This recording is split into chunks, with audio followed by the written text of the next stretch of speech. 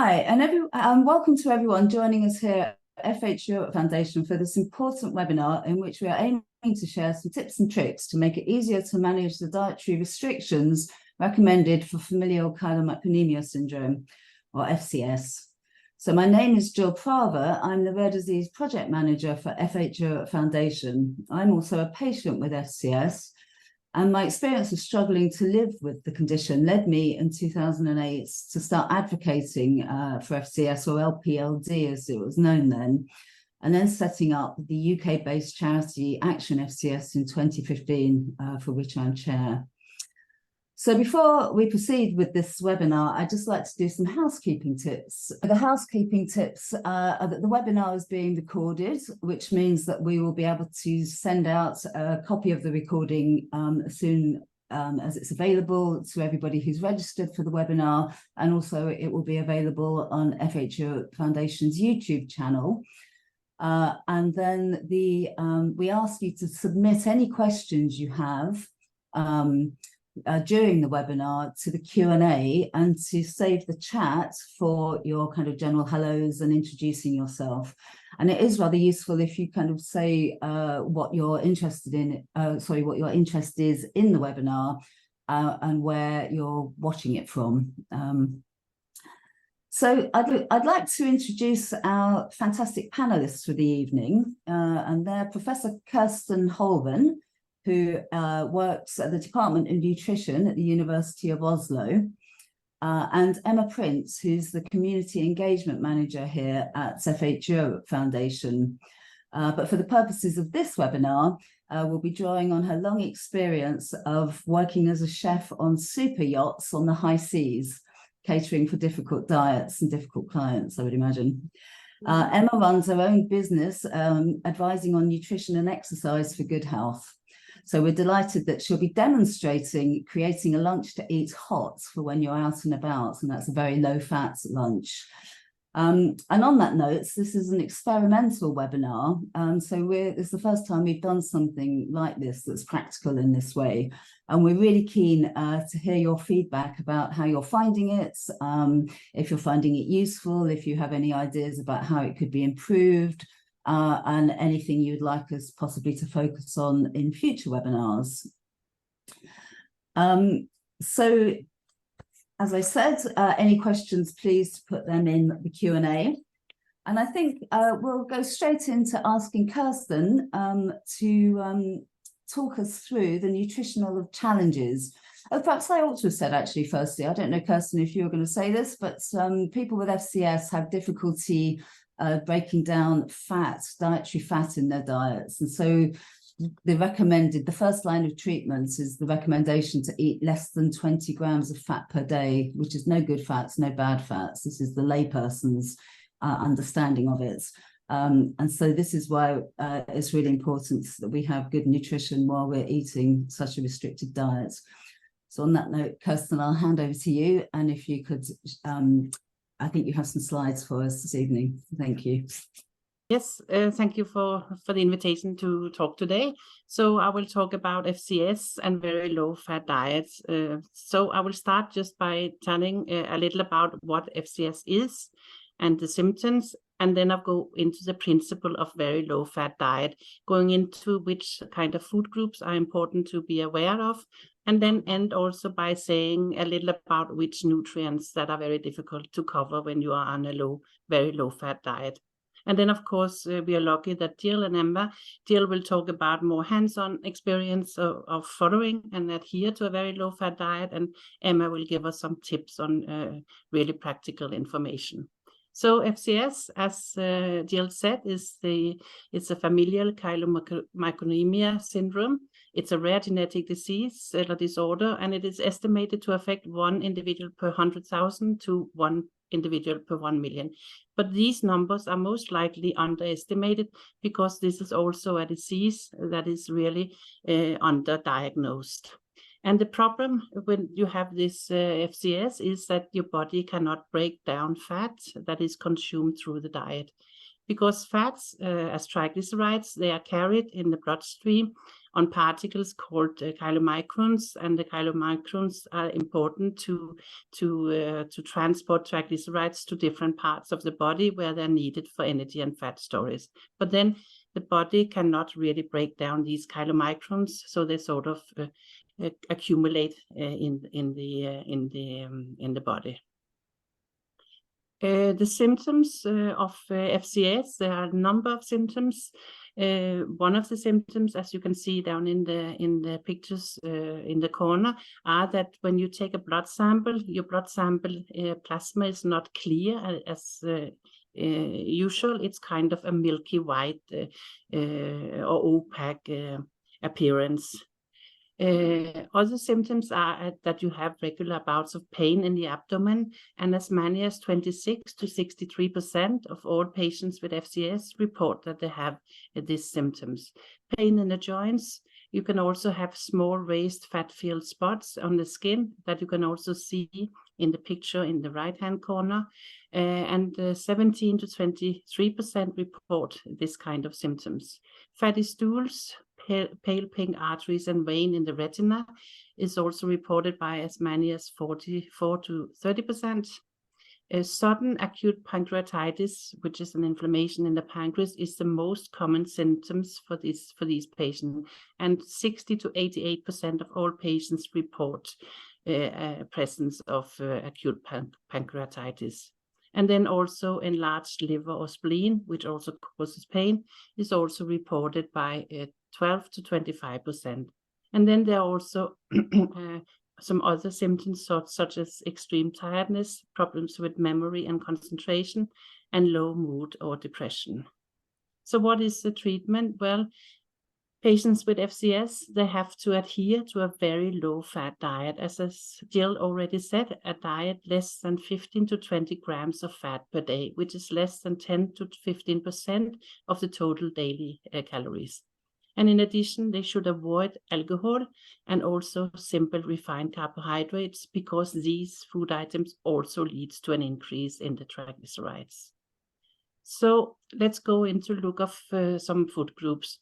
We have some very low-fat protein sources from fish, especially white fish, where we have cod, saithe, haddock, and monkfish as examples. They contain very low levels of fat. Shrimps without the roe also contain low levels of fat. We have tuna, sashimi, but be very careful that you don't get the fatty tuna, but the normal tuna. And also tuna in cans, especially packed in water, but not the ones packed in oil, but packed in water also contain low levels of fat. And then white crab meat can be examples of protein sources from fish and seafood that are low on fat. If we go into animal sources that are low in fat, always remember to remove skin and visible fat when you use animal products. Both chicken fillet and turkey breast are very low fat alternatives. Cooked, of course, without fat. Egg whites. And then we also have beef sirloin and pork strip loin, which are also low-fat alternatives. Dairy products is a very important food group because dairy products contain very many important nutrients. And we have, luckily, many very good low-fat alternatives, such as skimmed milk, very low-fat yogurt, very low-fat cottage cheese. All these products contain the same amount of protein and many of the same nutrients as the full-fat alternatives, such as calcium. So the low-fat alternatives are also rich in calcium. If you don't eat animal products, or you want to have a more plant-based diet, there are also very good plant protein sources. Chickpeas, lentils, and white beans are all very good protein sources and also contain very little fat. And finally, some important food groups in addition to this is whole grain products can be used, like rice, pasta, and cereals. And then, of course, one of the most important food groups is fruit and vegetables. They can be eaten in large amounts. Then being on a very low-fat diet can be challenging with respect to some nutrients. And I'm just picking out a few of these nutrients here. And you should always confer with your healthcare provider to check on these nutrients, especially if your intake is low on fatty fish. Then omega-3 fatty acids may be you may be recommended to use a supplement. But again, confer with your healthcare provider. The omega-3 supplements usually also contain other fat-soluble vitamins. Vitamin D, again, can be used as a supplement. If you have a low intake of dairy products, calcium, iodine, and vitamin B12 can be, the intake of these nutrients can be low. And there are supplements that can be used for these nutrients. And if you have a low intake of animal products, then iron and vitamin B12 can be challenging to get sufficient amount of. But all this, please check with your healthcare provider and ask them to check on these nutrients. So that was what I had to say. So I will now stop sharing, and I will give the word back to Jill, who will give more information on the practical aspects of living on a very low-fat diet. Thank you. That's absolutely great, Kirsten. And some of what I have to say, I'm going to share my screen now, is just to set some context, actually, which was that the webinar is following the FCS Awareness Day campaign, which was on the 3rd of November, when we were nominating people to take the FCS 10-gram fat challenge. And you may recognize some of the postings, which we were doing a lot at the time. Okay, so we did slides. So we had lots of healthcare professionals and people from industry, and friends and relatives of patients took the FCS 10-gram challenge. And we did 10 grams because although the limitations are 10 to 20 grams or 15 to 20 grams, quite a number of patients, including myself, go with 10 grams. So some took the challenge while they were away from home at a conference, which was very tricky. And a big shout out to them for persisting, because there was very little they were able to eat. And a couple of people chose to do it on a different day because the day designated was too difficult to manage. So for all, it was an eye-opener. And one of the key comments was, who knew there was fat in that? And there was a much more raised awareness that to eat 10 to 20 grams of fat is really easily achieved without even noticing if you're living a normal diet. The challenges of eating very low fats are that food can seem very uninspiring, that there's not much to choose from, as Kirsten just demonstrated, that that was the sort of basic palette in which the choices are coming from. Because the limitations are so severe, we're always needing to cook. You can't really just go out and get a takeaway. You can't just pop into a restaurant. You can't get something from the frozen ready meal, because these are in the main too high fat. Snacking is a very tricky issue because most snacks that you see are kind of high fat snack bars, protein bars, crisps, nuts, that kind of thing. So it's actually quite difficult to snack low fat, very low fat. And then when I did a shout out about what's the most difficult thing to eat, to manage when you're on a very low fat diet, eating away from home was a really key thing for everybody, which is why it's such a delight to have Emma with us here to show us how to eat something hot away from home. So solutions to all of these dilemmas, what can I eat? So as Kirsten demonstrated, very limited choice. But we've got some links here on the site, and the first one here is which you can't see very well, I'm afraid, but it's actually, you will have the link in the chats that Tinkara will share. This gives this was developed with a dietitian based at Guy's and St Thomas's Hospital in London, in the UK, And this is a list of dietary guidelines or guidance, is dietary guidance of things that are suitable for very low-fat diets and things that aren't suitable. And one of the messages there you can see is that things like beef, you need to be really careful, really, because different cuts of beef can be too high, and it's quite tricky to tell. As a personal rule, as somebody who eats towards the lower end of the limitations, or the allowances, should I say, unless I exactly know what's in it, I tend not to go for it, because I'm always a little bit concerned that I'm not understanding exactly what it is I've got, and there's kind of hidden fat in it. But that for me is a very personal way of dealing with the restrictions.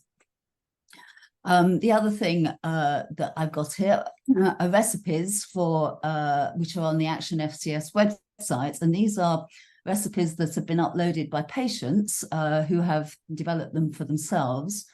And then also I have a link here to the Heart UK, the UK charity site Heart UK, who have a section for people with HoFH who are on a drug called lobetalide, which means that they need to also have a very low-fat diet. So there's quite a kind of crossover between the diets for people with HoFH, easier to say, and for people with FCS. And so there are recipes there that you can find, and also people with who want to just maintain a very low-fat diet.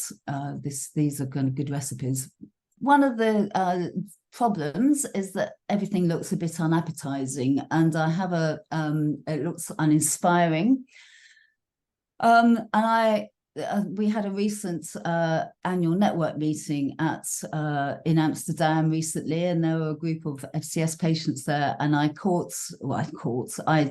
was sitting next to another patient who had a dish of white rice with white fish, and I think he had some white cottage cheese with it, and it brought to mind one day when I was eating I think I was having white scrambled egg with white cottage cheese and white bagel, and a friend of mine had come to pick up her son who'd been playing with my daughter, and as she walked out she said casually, "Oh, let me leave you to your sad white food." And this kind of this sort of struck a chord with me, actually, because actually if you think about color when you're presenting your food, actually it really lifts it. So had I kind of, I don't know, put in a bit of fresh vegetables or salads, or maybe, I don't know, or some, tomato ketchup or something, it would have lifted how it looked, because actually it did look rather sad and white, even though I thought it tasted rather nice, actually. But so adding color to your food is a really important thing to do. And I've got some photos here, which aren't great, actually, because I'm not a professional photographer, and some of these are from stuff that I've eaten at home, and some of these are from our recent annual meeting. So to go through adding textures to your food is a really important thing. So if you look at the stir fry there, there's crunchy kind of broccoli, and then there's kind of crunchy Chinese leaf, and then it's on rice, and then there's some nice kind of colorful I think that's red pepper. So it's about thinking about crunch, and there's some chicken in there, which is sort of all different flavors and tastes in the mouth, and there's probably some shiitake mushrooms, which are a bit slimy. So it's about adding textures. Again, adding vegetables, salad, or fresh herbs gives you a zing. One key thing my husband said, don't stint on the cost of your ingredients, because if you think about your general kind of outgoings, you probably don't spend very much on going to eat out. And so if you do see something that costs a little bit more than you might think is kind of usual, but it's something that you can eat and it's within your budget, obviously, then, you know, it's good to go for it and kind of add to your very limited diet. Go for unusual combinations and experiments, and Emma will share the link to a book later which will help us all to do this. But this image in the bottom left-hand corner here is something that the restaurants at the hotel provided us. And it's sharon fruit or persimmon with shrimps and a radish in there with some herbs, chopped herbs, and it's flavored with a sort of lemon juice and pepper, I think was the kind of moistening agent. And it was really delicious, actually.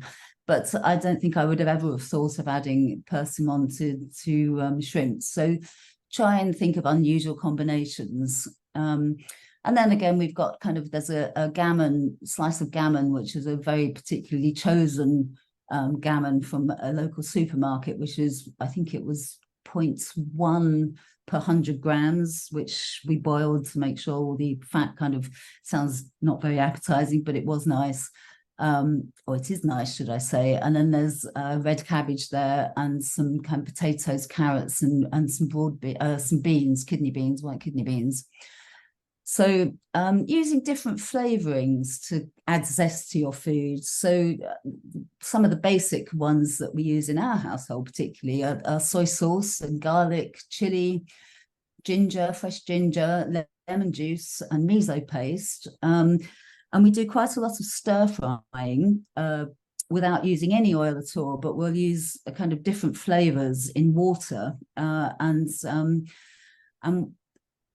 I've never used oil to do a stir fry, so I'm not quite sure. But certainly, if you think about how you put in your order of vegetables, so that you put in, say, your broccoli first and your mushrooms, which we want to go slimy, and then you'll put your courgette in towards the end so that it's not overdone.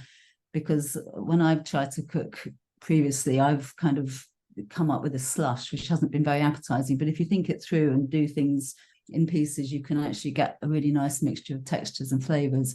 And again, we've got the baguettes with a bit of tomato and rockets. Sorry, it's not tomato, it's the pepper and rockets. And that had chicken in it and a bit of quark, flavored quark. And it looked very nice, and the bread was super fresh and really nice. So kind of just being very careful about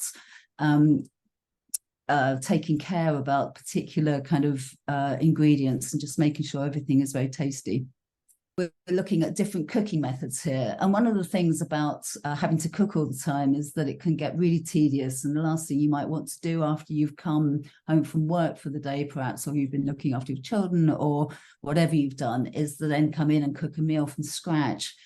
So try and build up a repertoire of recipes which are very quick and easy to do, and make sure you have kind of basic ingredients always to hand. So our favorite here is the griddle pan, and I would say don't buy a very expensive griddle pan, because you'll need to, it's cast iron one, will need some kind of grease, but use a cheap one, which you can kind of stir fry chicken and not stir fry, griddle chicken and turkey breast very easily with different flavorings and toppings, and you can marinate in advance, or you can kind of use ginger on top and a bit of soy sauce, and it just kind of flavors it differently. I've put a picture of an oven being clean there as a bit of a joke, actually, because one of the key things about not eating fatty foods is that you don't tend to have to clean your oven very often, and that's one of the benefits of eating very low fat, because you don't get the splattering of the oil. Some people are real fans of air fryers. I can't say I am, but just because I just don't know how to use it, really, I think, actually. But I know a lot of people find an air fryer their best friend because it cooks things very quickly. And microwaves, obviously, are very useful because, I think a very quick and easy meal could be a frozen fish fillets, white fish fillets with some ginger perhaps and some soy sauce and some frozen peas shoved in a microwave, and then eaten with rice and another. And that's a very quick thing that can be done in 10 minutes or so, and is a wholesome meal, which is very nutritious and tasty. So a frying pan and a wok are very basic things that we have. And so if you're using the same ingredients, but you're cooking them in all these different ways, you're getting a kind of slightly different flavor and a bit more variety than you might do otherwise. So here we have different protein sources, and I'm afraid that I can't really, although Kirsten has run through the main food groups that are available, and I can't really add to it to that, really. I can't really expand on that repertoire. So what I would say about this is one of the key things about managing a very low-fat diet is to eat small and often. So, and don't get hungry, because if you get hungry, you can make bad choices. So if you've got very low-fat portions of proteins, then eat larger helpings to fill yourself up. Add beans and pulses to your other protein source to add bulk and protein. As Kirsten said, high protein, fat-free dairy products are available, and always eat before you're hungry. And there's lots and lots of different grains you can eat, and I've got a cross over soybeans, because soybeans are actually quite high in fat. So, and I've also got a question mark there, which you can't actually see really, on chickpeas, because chickpeas, you find that if you're eating 100 grams of chickpeas, you may find that that's not very filling. So always think in terms of, am I taking up a lot of my fat contents on something that's not actually going to fill me adequately? So just be mindful about how you, for some people chickpeas are great, so I'm not saying don't eat chickpeas, but be thoughtful about how you do it.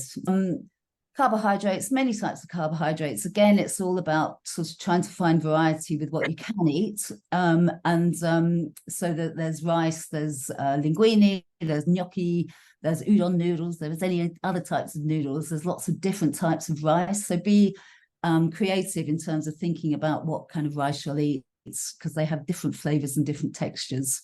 And the more you eat very low fats, the more your taste buds become sensitized. Okay, so snacking is difficult. You can find very low fat snack bars if you look around in your supermarkets,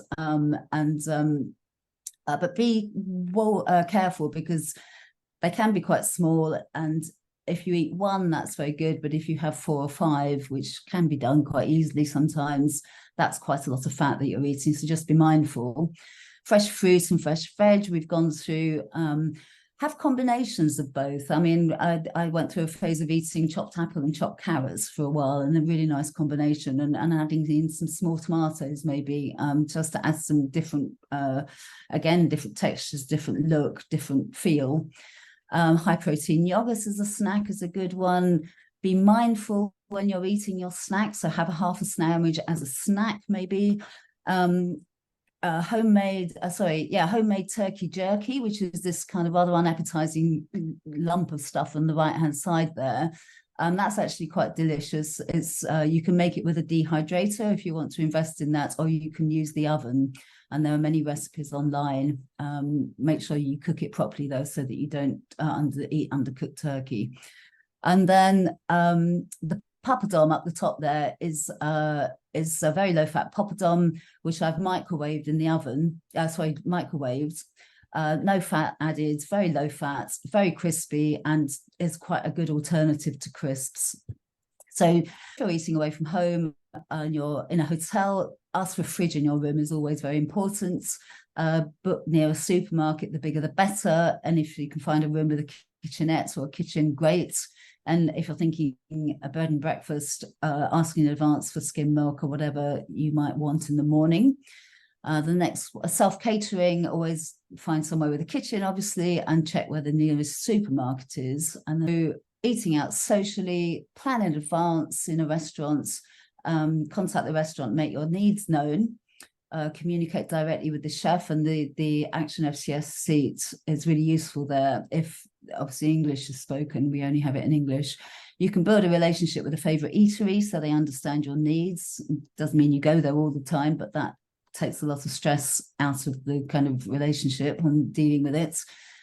Choose a cuisine that has good basics to amend, like a Vietnamese or a sushi or a fish or seafood restaurants. And if you're with a group and you can't do that, maybe take your own. Most places will let you go in and just eat what you can.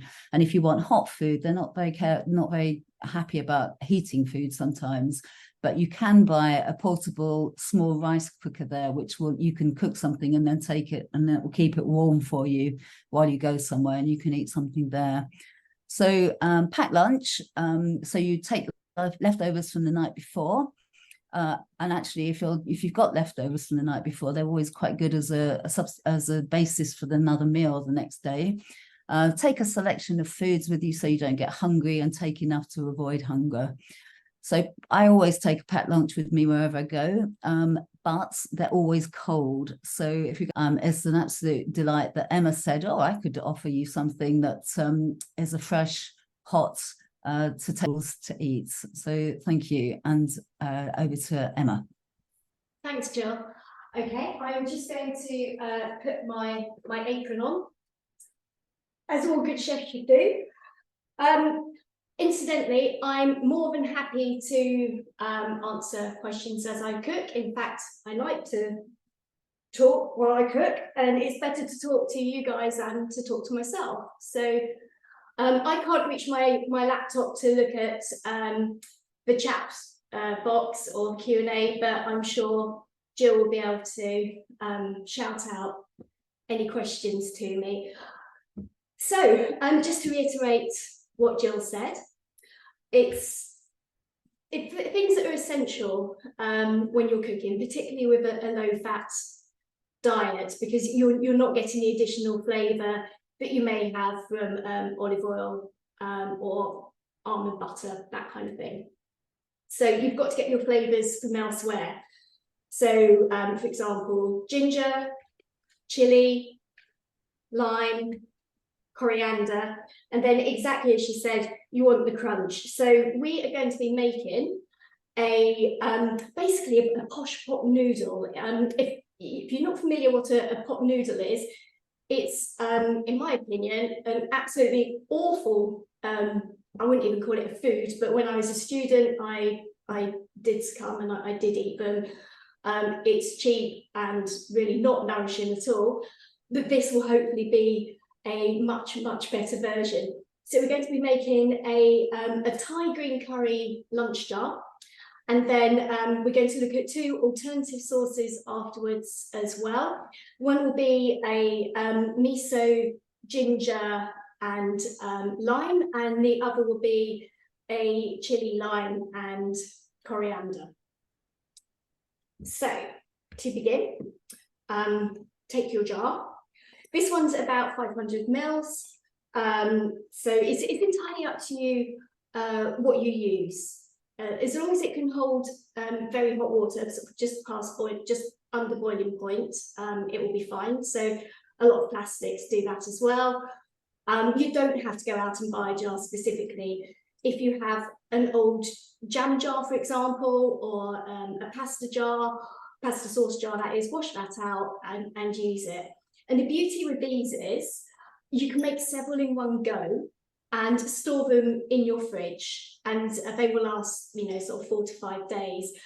And the key thing I found, again, as Jill said, was I participated in the 10 gram fats challenge, and I do personal training as well. And I was out seeing clients. I thought I'll go into my local supermarket and buy a meal deal. And the choices, I can't even call it limited, there was like nothing. It was a case of having a cheese sandwich, which obviously doesn't work, crisps, chocolate and fizzy drinks. So yeah, it really, I mean, I have FH and elevated Lp(a), but it's far less extreme than having to deal with the dietary requirements for FCS and HoFH as well. So I found it a real education. So to begin with, we are going to make the sauce. So the important thing is, if you're making like the lunch jar to take with you somewhere, you want to put your liquids, so your curry paste, in the bottom, and then you want to layer it up. But you want to layer it up with your liquid at the bottom, then your noodles, then your mixed veg, your sort of crispy mixed veg. So in this instance, I've actually bought a stir fry packet of vegetables, which we can get easily in the UK. So you've got a mix of sort of onion, cabbage, carrot, pepper. So if you're doing this at home and you're doing it separately, brilliant, but make sure you put your firmer vegetables in the bottom. And then you want to put your softer vegetables on the top. So here we've got pak choy and spinach, because again, you don't want them sat in the liquid because they'll go soggy, and that's no fun for anyone, because then you lose the texture. You can also add additional things near the top.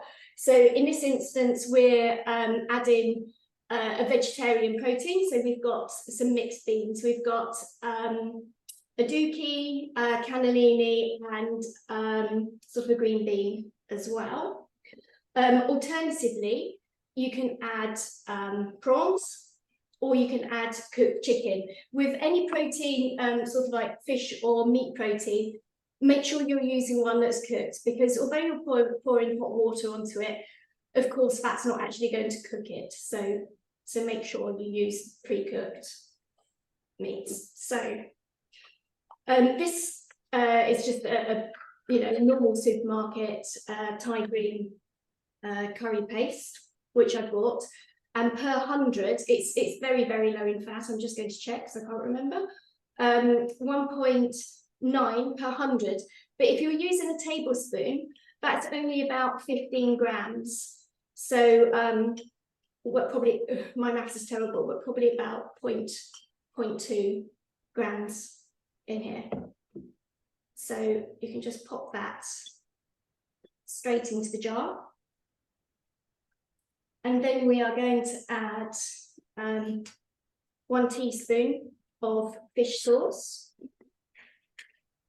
I'm doing this twice because I only have a half teaspoon measurement here, I'm afraid. So I do apologise for that. I couldn't find my teaspoon. Oops. And then we're going to add a tablespoon of water, just to mix it. Now, if you don't have to be on a very, very low fat diet, you could of course use like a light coconut milk, but we're not focusing on that today. So then I hope this doesn't look very pleasant, but literally just mix that round so you've got the basis of the liquid form in there. And then take your noodles and oops, try not to make a mess as I am. I've used pre-cooked noodles. Again, I would recommend this, or if you're using dried noodles, that's perfectly fine, but just make sure you've pre-cooked them yourself, drain them, and then of course you can just store them in the fridge as long as you need. And now I'll just put my my stir-fry veggies over the top. Jill, have you got any questions? Kirsten, have you got any questions? I feel quite lonely. I've got nobody to talk to, and working on a yacht, I'm very used to talking to all sorts of people while I'm cooking. So I'm more than happy, as I said, to answer any questions, no matter how weird they may be or curious. So please feel free to ask. So put on the spot now. Then I'm just going to add my pak choy as well. So all I'm doing with pak choy, which you probably can't quite see, is I'm just cutting it vertically and then cutting it in half. So Emma, I do have a question actually. Are there any kind of vegetables which you would say weren't suitable for this? I mean, I'm doing, as you can see, I'm doing an Asian theme here. So I would tend to think more along those lines. Mm-hmm. I can't think of anything that wouldn't work in that style. If you think sort of stir-fry veggies, that would work for this particular one. Mushrooms would be absolutely fine. Any kind of sort of a cabbage. I mean, root vegetables, I've got carrot in here. You could julienne some beetroot. Julienne, sorry, that means very, very thinly sliced. You can actually buy a peel of it looks like a peel of it, actually juliennes it for you, so then it's nicely shredded. Onion could go in, anything really. but you like. And this is a lovely thing. It's almost like playing. You don't have to be specific. The key thing is that as you're putting it in, I forgot to put the beans in. Oh, I won't put the beans in because otherwise I'm going to have to take this out, and I think I'll end up making more of a mess. But the beans would go in after your noodles. So is there a reason why the beans need to be at the bottom? Only because for vegetables, if you've got your liquid in the bottom, if your beans get wet, they're fine. If your sort of vegetables, particularly the spinach, for example, or the pat chai that I just put on top, they will, particularly if you're leaving it in the fridge, they'll go a little bit slimy. Okay. So that's the only reason why. That's about protection, really. For yeah. Okay. Yeah, absolutely. And then I've got some spring onion here, so I'm just going to chop the end off. And then just to make the spring onion pretty, instead of cutting it horizontally, you can cut it on an angle. And personally, I would take, and then I'm just cutting it again. I would take some from the bottom, that's a bit dry, and then I would just take some from the top as well, just because it looks nice. And if you're taking this to work or you're taking it somewhere with you, I personally would put the spring onions and also the chili, which I'm just going to do. I would either put that in some cling film and then pop that in the top of your jar, because you're going to be using this as a garnish almost to go on the top. So that's why I would do that. And speaking of spring onions, actually, one of the things we use spring onions at home to sort of sprinkle, sort of nearly uncooked spring onions on top of things to add an absolute zing to flavors. So you're not cooking them, just having them kind of heated through, really. So they're still slightly crunchy and they zing out at you. So yeah, exactly, and that's really delightful, actually, because as you said, it zings, and then you've got the crunch, and then you've got the colour, yeah, and the intense flavour. So all I've done here, actually I should try and get up my chopping board, is I've just cut, and you can just about see I've got spring onions at the front, then some chili, and then some coriander. So if I was taking this with me, I would either wrap it in a little bit of cling film and just pop it in the jar so everything's all together, or I would have a separate small container or plastic baggie type thing to put it in, because that really is your garnish. And then all you need to do is put the lid on, and you would just store it in the fridge like that. And then when you are ready to eat it, boil the kettle, and then allow the kettle to stand for probably about 4 minutes. You can take the lid off the kettle because that will help cool it down quicker, or just bring it to turn the kettle off before it actually boils. The reason of doing that is A, you don't want to burn your hands or your mouth, and B, if your jars just come straight out of the fridge, obviously boiling hot water in a jar could potentially crack it. So again, that would be quite disastrous, so you don't really want that to happen either. And then once the kettle's cooled a little bit, pour your water in. I would probably pour it up to about halfway. Again, this is something you can kind of play with, What I'm doing today is just giving you suggestions, a guide. Food should be fun, and you should get enjoyment out of it. So just play, just experiment. And then once you've poured your water in there, put the lid on, because that will then help it kind of steam. And then you've got the option, you can either, and I'd probably give it a bit of a shake, or if you don't want to give it a shake, fork, and then just give it a bit of a poke when you've got the water in it. And you can either eat it straight from the jar, or you could pour it into a bowl. So depending on how much water you put in it, it will of course be quite soupy. So it's almost like ramen, but without meat in it. So that would be one option. And the really nice thing is, as you can see, it looks quite pretty. So as Jill said, there's no sad white food here. You've got your different colours, and if there's particular vegetables that you like, absolutely put them in.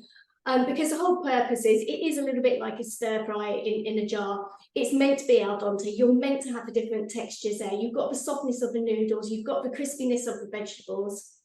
And if you remember to put your beans or your protein in, you kind of have those as well. And then just looking at a couple of other sauces, because not everyone enjoys Thai green curry sauce. Of course, you could use Thai red sauce, etc. So any of those will do. So I'm now using a miso paste. So I've got a organic dark miso paste here, and I'm just using half a tablespoon. Oops, I would use half, excuse me. I don't know why I'm saying excuse my fingers, nobody else is here. And then I will add in soy sauce. So I can say that these recipes will be sent out, won't they? With with the recording of the screen, because so these, we can't actually put these on the chat, but we will put these out on the screen. These will be shared when the recording becomes available. Yeah, Emma, I do have a question here. Would putting a metal spoon in the jar and putting the jar on a mat stop the jar from cracking? It's a very good point. It should, it should do, because the heat from the jar will be absorbed through the metal spoon. I can't honestly say it's anything I've tried, but logic would say that would work. And also, because you've got the variety of vegetables in there, although the glass jar will be cold, the vegetables will be cold, not quite so cold, the heat should be absorbed by those. But health and safety first. This is what I'm suggesting, that you let it stand for a little bit first, because I don't want people to injure themselves. No. Okay, and then so we've got the miso paste, we've got the soy sauce. I'm adding 2 tablespoons of water, just to make it slightly more liquidy. I'm also going to add half a lime, and then I'm going to add some ginger as well. Now, I expect a lot of people know this, but just in case, take your ginger. That's it. Again, it just depends on how gingery you like it. I'm using a bit that's kind of the size of my thumb. So instead of using a knife or a potato peeler to peel your ginger, back of a spoon, if your ginger's fresh, and then you don't waste any. So you can see it comes off really, really easily. Oh, apart from I've just squirted ginger juice in my eye, which is not the idea. So it'd be great while you're watching this, everybody, if you have any ideas about anything, if you have any comments about how this is going, whether this is useful to you, if you've learned anything, if you have other ideas about things you'd like to be demonstrated, or because what we'd quite like to do is offer webinars again if there's a need for it, but we'd like your ideas and your tips about how we can improve it, and how, what it is you might want to have more information about, because because we'd like to be guided by what the needs are, rather than kind of say, here, we're doing this. I also like a challenge as well. So having tried to cook béarnaise sauce in a course 5. I was going to say, I want a gatto, please.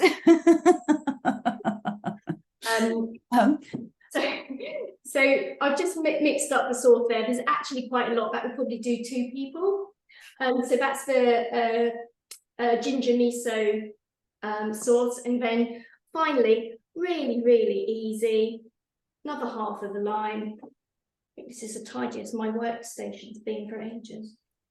So one of the things that I have, having lived with this diet for very many years, is that I've become very, very sensitive to different flavors and very sensitive to the kind of essences of things. So I was saying earlier that I can tell the difference between different rices usually. I mean, it does. So I guess what I'm saying is that whereas other people don't see variety, you can get to a point where you do experience variety. And what you're doing here may seem to others to be a meal with 3 flavors, but for me that's kind of 3 completely different meals. And if I eat it with rice one day or noodles another day, again, that feels like a lot of variety. Very quickly, because I know Sorry, Emma. Yeah, so we've got lime juice, chili, and then coriander again with that around. And then you've got another basis for a sauce as well. That's so brilliant. Thank you. Pleasure. Thank you very much. We do have a couple of questions actually, and one of them is for you, Kirsten. Can the diet be done at any age? And are chylomicrons and triglyceride levels alone sufficient for diagnosis? Now, is that something that you're happy to answer? So I can start with the last question first, because I think that usually you would also, I mean, the FCS is caused because you're unable to break down the chylomicrons. So you're lacking sort of, an enzyme is lacking the ability to break down the chylomicrons.